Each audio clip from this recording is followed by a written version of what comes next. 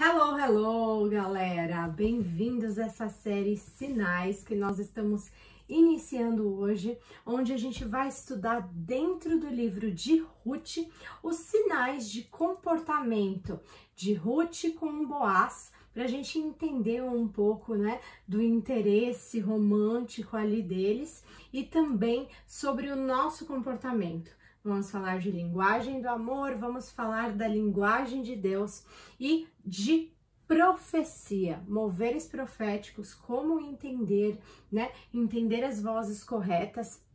Tudo isso nós vamos aprender nessa série Sinais, que começa hoje e vai até a sexta-feira, tá? Vão ser diversos vídeos falando de assuntos diferentes, mas todos dentro do livro de Ruth. Para a gente começar, eu peço para você se inscrever no canal e tocar o sininho para você não perder nenhum dia dessa imersão. Eu sou a Thay, sou escritora e esse estudo acontece no Clube Elas, o meu clube de estudo para mulheres. Se você quiser fazer parte, também tem o link aqui para você acompanhar a gente no Instagram. Lá vai ter todos os links dos grupos que você pode fazer parte com a gente e estudar e comentar, interagir. Quando a gente interage lá no grupo, gente, é muito interessante porque a gente vem com pontos de vista diferentes, uma comenta, uma ajuda a outra. É uma grande rede social ali, né, de mulheres apaixonadas por Jesus. E você, mulher, é bem-vinda também para fazer parte dessa rede social, tá bom? Então vamos lá, gente, vamos começar pelo capítulo 2, tá? Porque é onde nós vamos fazer o nosso estudo aqui. Vou só dar uma recapitulada na história de Ruth. Ruth tem 4 capítulos, então faça uma leitura rápida, pode ser uma leitura corrida mesmo, para você que já conhece a história, só para a gente conseguir fazer aqui o estudo e você não perder nada, nenhum detalhe, né? Eu vou falar algumas coisas, alguns detalhezinhos da história e eu não quero que você fique de fora de nenhum desses comentários, tá bom? Então a história de Ruth é basicamente uma menina maobita, né? Noemi, ela vai com a sua família para a cidade dos maobitas, né? Ter uma vida melhor. Os filhos de Noemi se casam com maobitas, esses filhos morrem, o marido de Noemi morre, né? Ela fica viúva, sem filhos, sem ninguém. Na época, as viúvas, elas ficavam assim, desoladas, né? Porque elas não trabalhavam, não liam, não tinha assim uma estrutura, né, de vida como a mulher tem hoje, né? Então ela decide voltar para sua cidade de origem, assim como nós imigrantes, né? Para quem não sabe, eu moro em Londres, então nós imigrantes aqui temos mais ou menos esse pensamento. A gente vem para cá fazer uma vida melhor, mas se der tudo errado, a gente vai voltar para o nosso país de origem, né? Porque lá temos o governo, temos as nossas leis, né? E foi nisso que Noemi foi pensando ao voltar para sua terra. Hoje eu quero falar um pouquinho sobre a lei de Levirato, gente, que foi a lei que salvou, né, Ruth e Noemi na história, né? Noemi, ela conhecia essa lei de Levirato e por isso que ela estava voltando. A lei de Levirato dizia que se o marido, né, de uma mulher morresse, ela tinha o seu resgatador, que era o quê?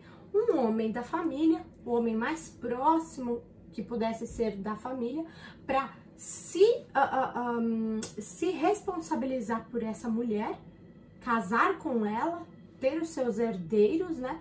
E aí continuar o nome desse homem que morreu. Então, por exemplo, às vezes o irmão casava com a viúva do seu irmão, entendeu? Falecido.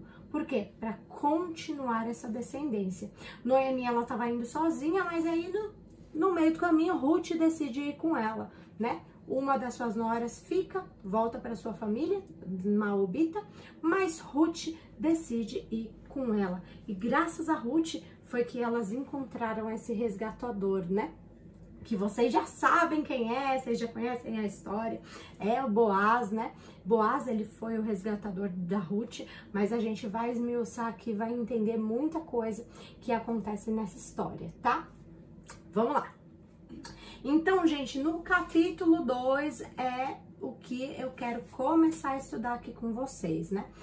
Vamos ver primeiro os sinais de interesse de Boaz, né? Como que ele se interessa por ela. E calma, gente, não é vídeo só pra solteira não, tá? Vamos falar pra casada, vamos falar pra solteira e vamos falar pra crente do reteté, que aqui é velha do coque. O estilo muda, mas a velha do coque tá aqui dentro, né, queridos? E aí, vamos falar um pouquinho disso, né? Então, no capítulo 2, a gente começa a ver os sinais de interesse de Boaz para com Ruth, né?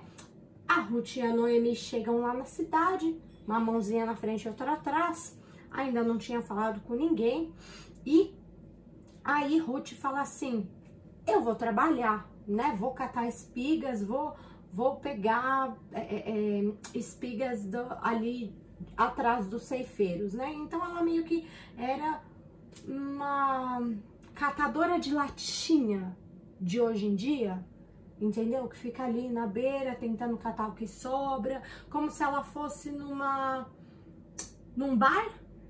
num bar, num restaurante, ficasse ali esperando as latinhas caírem, né? Para que ela pudesse pegar e ter ali o dinheirinho dela. Era mais ou menos isso que ela ia fazer.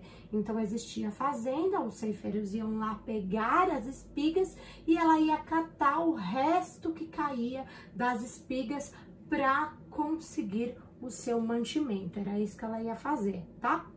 Então ela vai lá tentar trabalhar, né? E aí, na hora, quem chega? Boaz chega, maravilhoso! Só um parênteses, gente, a gente sempre acha que foi Ruth que chegou no Boaz, né? A Ruth foi lá, ela fez, ela aconteceu, mas aqui eu vou mostrar pra você que quem começou foi Boaz. Boaz se interessou por ela muito antes. Então, vamos lá. Aqui não conta, né, a introdução, ela vai lá, vai trabalhar, e aí Boaz já vê Ruth e já começa a perguntar por ela. Então, sinal número 1 de interesse, começa a perguntar, né? Começa a ir atrás. Então, aqui no versículo 5 diz, Boaz perguntou ao capataz dos ceifeiros, a quem pertence aquela moça? Né? Então, ele se interessou primeiro, ele foi primeiro, ele quis saber quem é, né? Assim como Deus, gente, a gente sempre fala, eu escolhi o Senhor, eu escolhi. Não. Ele já estava de olho em você, ele te escolheu primeiro, ele foi atrás de você, né? Ele já estava ali, né? Ele te criou, mas ali ele já estava esperando que você fosse até ele, né? Ele já estava planejando, te conhecendo, antes mesmo de você conhecê-lo, ele já estava te conhecendo, né? Lembrando, gente, que tudo na Bíblia é a relação do Senhor com a igreja, né? Do Senhor com o relacionamento conosco. E Boaz e Ruth não podia ser diferente, né? É o relacionamento de um homem e mulher, logo é o relacionamento do Senhor com a igreja, né? Sinal número 2 de interesse do Boaz. Versículo 8. Disse então Boaz a Ruth. Ele foi atrás, tá? Sinal número 2, ele foi atrás, ele correu atrás. Perguntou, correu atrás. Vai anotando, solteiras. Próximo sinal.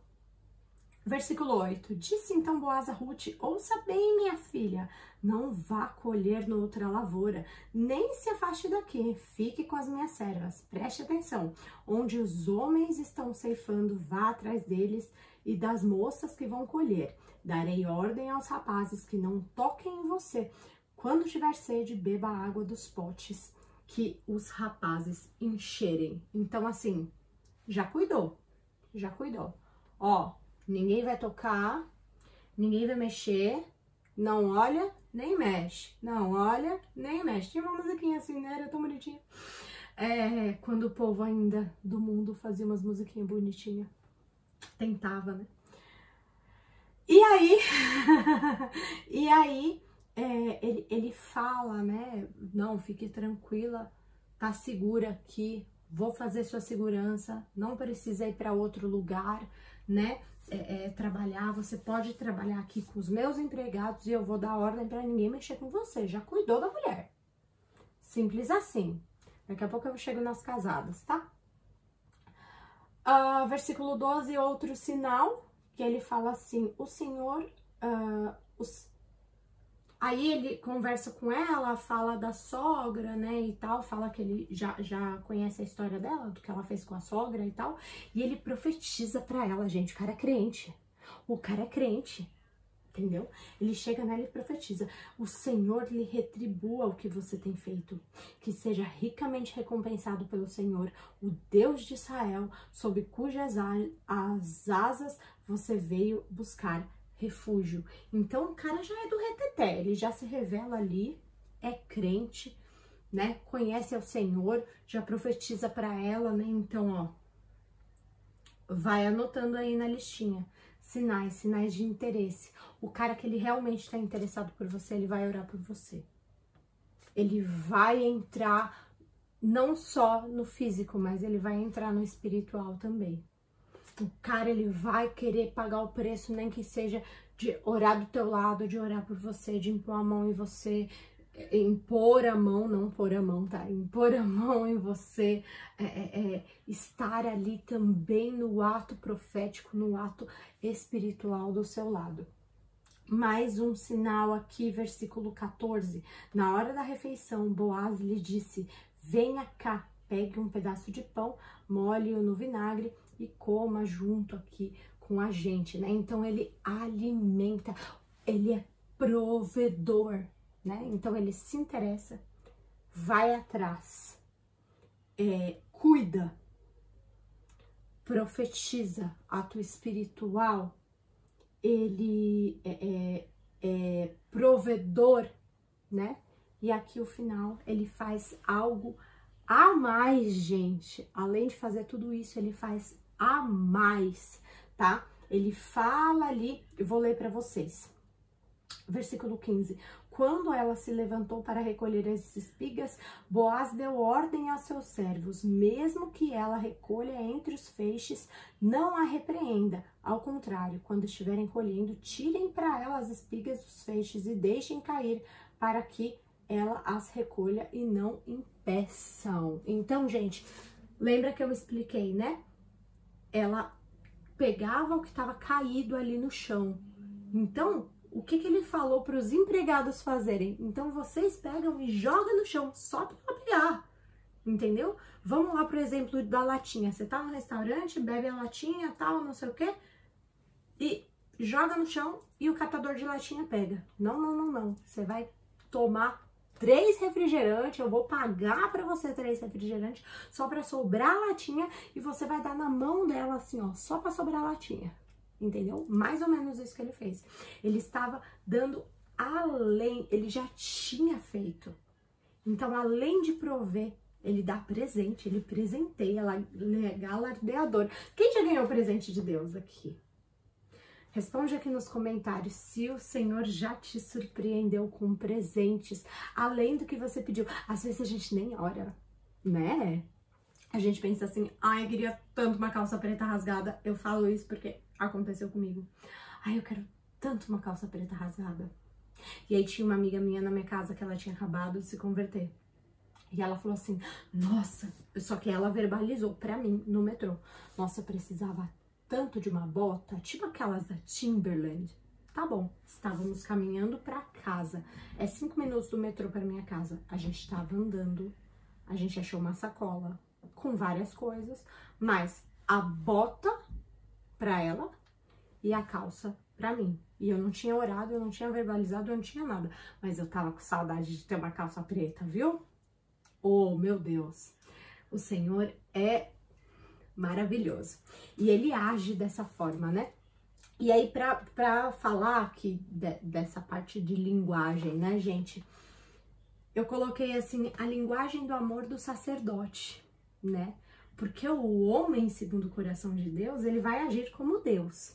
ou ele vai pelo menos tentar copiar a Deus, né, a todos os momentos. E aqui Boaz, ele tá representando a visão de um sacerdote, a visão de um homem que copia a Deus, a visão do próprio Deus, né? Aqui na nossa linguagem, biblicamente falando, a gente sempre procura Deus em tudo, né? Então, esses sinais aqui são sinais naturais que o homem apresenta para a mulher. O homem querer cuidar, tá no instinto dele. É a mesma coisa que a mulher querer ser mãe. Mesmo que ela não queira, mas ela vai cuidar de sobrinho, entendeu? Ela vai ter uma criancinha ali pra ela cuidar. Ela vai ser mãe de pet, né? Ela tem um instinto materno ali, gritando nela, 99,9% das mulheres, né? É o instinto. O homem também. O homem, ele quer proteger você. Por quê? Porque o instinto dele é da caça, né? O homem, ele dorme mais perto da porta, porque se alguma coisa acontecer, ele tá na porta. O homem, ele tem esse instinto de proteger, né? Colocar a mulher do outro lado da rua, né? Segurar a mão, abrir a porta e tal. É o instinto protetor, provedor. Sabe o homem das cavernas? Quando a gente começa a observar, a gente vê esses princípios. Por quê? Porque o homem das cavernas, ele é o mais chucro possível, né? É o homem mais natural possível, que não foi estragado ainda, sabe? Né? Então ele tem isso aqui muito potencializado. Eu vou prover, eu vou cuidar, eu vou alimentar, eu vou fazer, eu vou carregar o que é pesado e tal, eu vou amar, eu vou proteger a honra dela, um homem honroso, né? E aí a gente vê isso com Deus também, né? Então essa visão sacerdotal, né? Nós vemos em Deus, nós vemos nos homens que nos relacionamos, né? No marido. E aí eu quero falar um pouquinho para casada.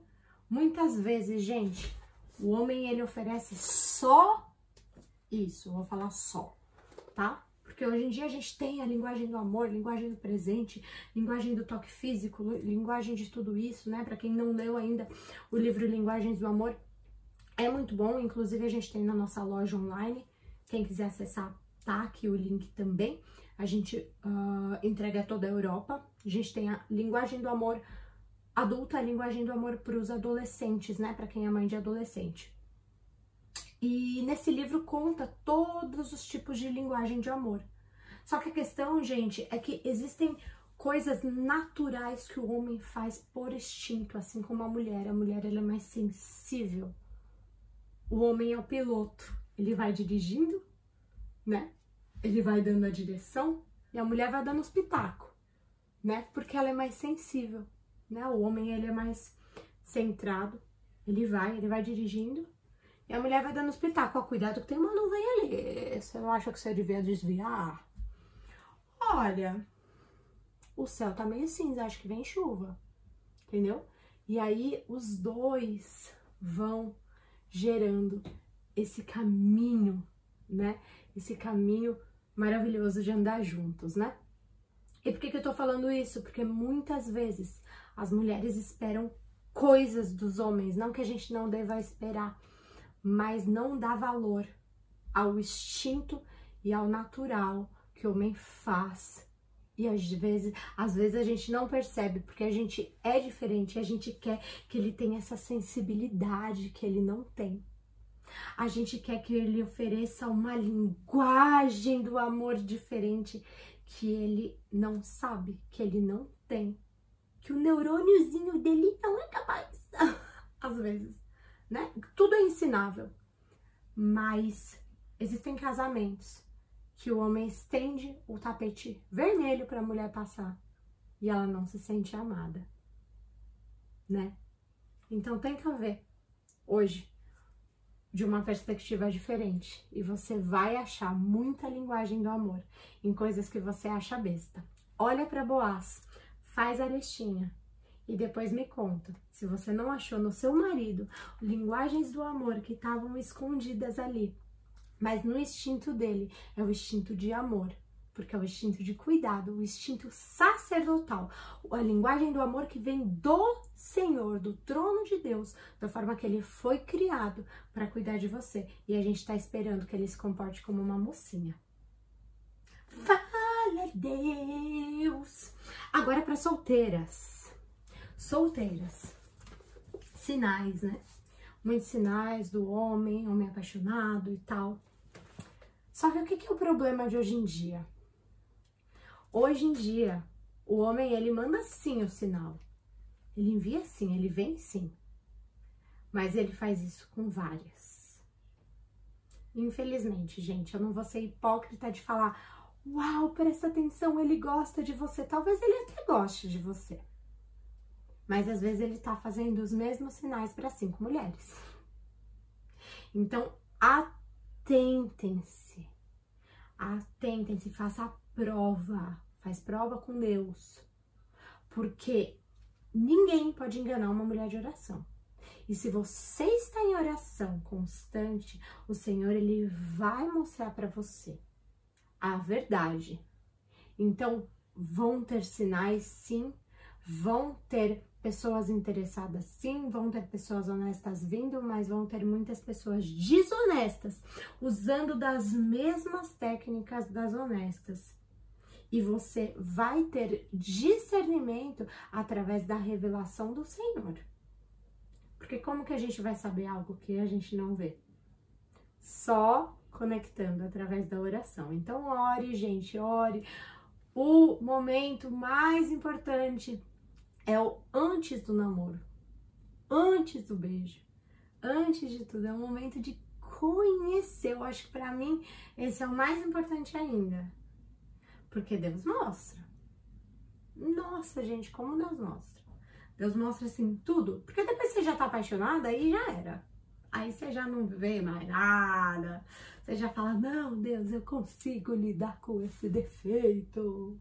Aí casa faz 1 ano, eu não consigo não.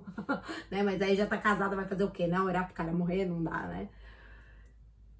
E aí não tem muito o que fazer. Então, antes de se apaixonar, antes de entregar o seu coração. Aqui, gente, não fala nada de Ruth, não. Tá falando dele, que ele tava interessado. Ela tava só olhando. Só de olho. Antes de se apaixonar, antes de entregar seu coração. Veja tudo isso. Antes. Entendeu? Antes de tudo. Veja friamente, em oração, né? E não tem erro. E aí, a segunda parte aqui que eu queria falar pra vocês, né? Que eu coloquei, vamos falar também de sinal profético, espera e obediência à liderança. Isso aqui tá tudo junto aqui no finalzinho, que eu vou ler pra vocês. Aqui no versículo 19, né? Então, Ruth passa o dia lá com Boaz, ela volta pra casa, né? Lembrem-se da lei de Levirato que eu falei no começo. Vocês vão pegar aqui no texto. Por isso que eu falei, se atentem ao texto. Tem muitos detalhes legais para vocês acompanharem aí. Versículo 19. Lá na parte B já. Então Ruth contou à sogra com quem tinha trabalhado. O nome do homem com quem trabalhei é Boaz. Tan, tan, tan, tan. E aí Noemi exclamou: seja ele abençoado pelo Senhor, que não deixa de ser leal e bondoso com os vivos e com os mortos. E acrescentou: aquele homem é nosso parente. Ele é um dos nossos resgatadores. Mano, acabou. Já podia acabar o livro de Ruth aqui. Pronto, achei o cara. Deus direcionou, fui lá, achei o cara, pronto, acabou. E aí o que acontece? Vocês vão cair para trás. E Ruth Moabita continuou: pois é ele mesmo. Fiquei com os ceifeiros até que terminem toda a minha... Ficarei com os ceifeiros até que termine toda a colheita. Então Noemi acrescentou a sua nora Ruth: minha filha, é melhor mesmo você ir com as servas dele. Em outra lavoura, você poderia até ser molestada, né? Mas ele já tinha protegido ela em tudo, né? Então, assim, gente, aqui, profético, o Senhor já revelou. O Senhor já mostrou, o Senhor já escancarou. Elas chegaram na cidade exatamente para ir procurar o resgatador. Porque sem o resgatador acabou. A mina era mendiga. E aí ela vai para a lavoura, ela encontra o resgatador, ela volta para a discipuladora dela. A discipuladora diz, né, a véia do coque, olha para ela e diz: eis que te digo, é este o resgatador que te salvará. E e reteté. Recebeu a palavra. O que aconteceu? Nada, não aconteceu nada. Por quê? Versículo 23. E assim, Ruth ficou com as servas de Boaz para recolher espigas até acabar a colheita de cevada e de trigo e continuou morando com a sua sogra. Fim. Gente, é muito engraçado, né? Como nós temos que esperar o tempo certo de fazer as coisas, né? Em Eclesiastes, gente, se vocês tiverem um tempo, leiam também, diz, o próprio Deus falando pra gente, como eu queria que vocês soubessem discernir o tempo, porque até as aves do céu discernem o tempo de migrar, de esconder lá seus frutos, de ficar mais quentinho, né? De migrar seu ninho para um outro lugar. As aves do céu, elas discernem o tempo. E nós, seres humanos, a gente sai atropelando tudo que a gente vê na frente, sem orar, sem discernir, sem saber. A gente ouve a gente já fala B, C, D, E, F, porque eu sei o alfabeto de cor. E assim é que funciona comigo. E comigo é assim, eu não vou mudar porque eu nasci assim, e comigo é assim, eu vou lá e eu enfio o dedo na cara dele e eu vou falar, você vai ter que cuidar de mim. Não é assim que funciona. Não é assim que funciona. Porque até a promessa recebida no tempo errado se torna maldição. Quando Jesus estava no deserto, ele foi tentado. Ele fez 40 dias de jejum e ele foi tentado. Veja bem, na cruz, ele ia conquistar tudo. Ele ia conquistar tudo aquilo ali. Mas aí chega Satanás, no seu momento de preparação, no seu momento de estudo, de discipulado, de conexão com Deus. E Satanás oferece para ele conquistar a região antes do tempo. Algo que já era dele. Satanás não ofereceu nada novo. Nada novo. Ele ofereceu algo que Deus já tinha falado e já ia ser dele. Mas ele ofereceu fora do tempo. Você vai dominar, você vai ser o rei, você vai ser o mestre, você vai ser isso, você vai ser aquilo. E ele ia perder a cruz. E ele ia perder o tempo de espera. E ele ia perder o tempo de maturidade. E ele ia perder tudo se ele aceitasse. O tempo, ele traz consigo maturidade. Maturidade de lá na frente a gente conseguir receber aquilo. Imagina se Ruth no primeiro dia de trabalho já vai já falar isso para Boaz. Ela não ia nem conhecê-lo, mas ela ficou todo o tempo da colheita convivendo com ele, fazendo o quê? Conhecendo a amizade. Tudo começa na amizade. Ele já era interessado por ela. Ela tinha acabado de separar, ela tinha acabado de ficar viúva. Às vezes ela nem estava curada ainda. E ela já conheceu o resgatador dela, ela já conheceu o amor da vida dela, o cara já se apaixonou por ela. E ela falou, eu vou trabalhar, eu vou conhecer, eu vou ficar este momento no momento que Deus me colocou, né? E eu quero encerrar com um versículo. Aqui no Salmo 106 tem um versículo muito forte que a gente não presta atenção. Eu acredito que esteja falando daquela parte que os escravos estão no deserto e eles pedem por água, né? E aí Deus dá água para eles e eles ficam doentes. Eu acredito que esteja falando dessa parte, mesmo não sendo muito claro. Diz assim, Salmo 106, versículo 13. Mas logo se esqueceram do que ele tinha feito e não esperaram para saber o seu plano, falando do povo com Deus, né? Dominados pela gula do deserto, puseram Deus à prova nas regiões áridas e deu-lhes o que pediram, mas mandou sobre eles uma doença terrível. Então, eles iam alcançar algo. Não era a hora. Eles colocaram Deus à prova, eles irritaram tanto Deus que Deus falou, então eu vou te dar. Eu vou te dar agora. Mas com isso, eu vou te dar uma doença também, né? Quantos casamentos nós vemos de pessoas que não esperaram o tempo de Deus? E aí Deus fala, você quer ficar com ele? Eu vou deixar você ficar com ele. Mas eu vou te dar uma lembrancinha aqui. Vou te dar um probleminha. Você ainda não tá liberto. Você vai sofrer ataques. Vocês vão ter algumas coisas, algumas consequências de ter casado em pecado. De ter juntado antes de casar, né? Tudo isso ele é limpo com arrependimento. Mas tem gente que não arrepende antes de casar. Né? Tem muitos relacionamentos que começam errado, gente. Isso acontece.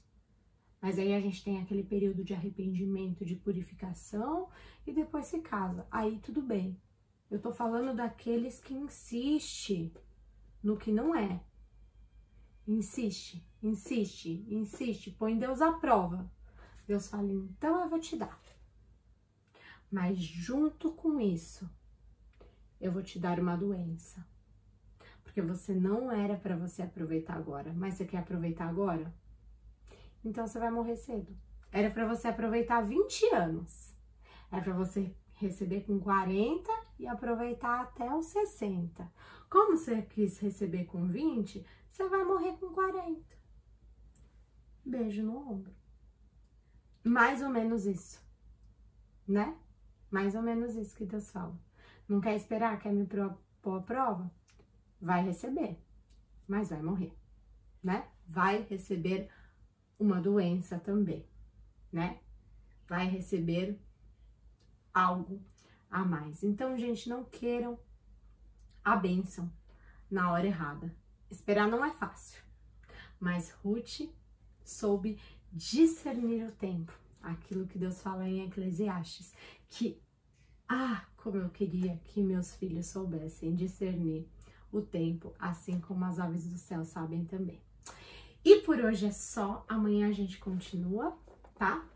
Vamos continuar esmiuçando esses sinais do Senhor, sinais de interesse, sinais de linguagem do amor, né? E amanhã a gente vai falar que Ruth chegou em Boaz, finalmente ela fala com ele, né? Depois desse tempo de espera, ela vai falar com ele e vamos ver no que vai dar, vamos ver os sinais de interesse dela, como que ela fez, como que ela se manteve ali firme, mesmo ela mesmo indo falar para ele, né, que para eles se casarem, como que ela se ofereceu pro cara e ela continua sendo a poderosona, como que isso aconteceu, né? Vamos esmiuçar um pouquinho amanhã. Espero que vocês tenham gostado, que tenham aberto aí a mente de vocês. Amanhã a gente retorna neste mesmo bate-canal. Não esquece de se inscrever, tocar o sininho para você receber notificação de todos os vídeos. Até mais!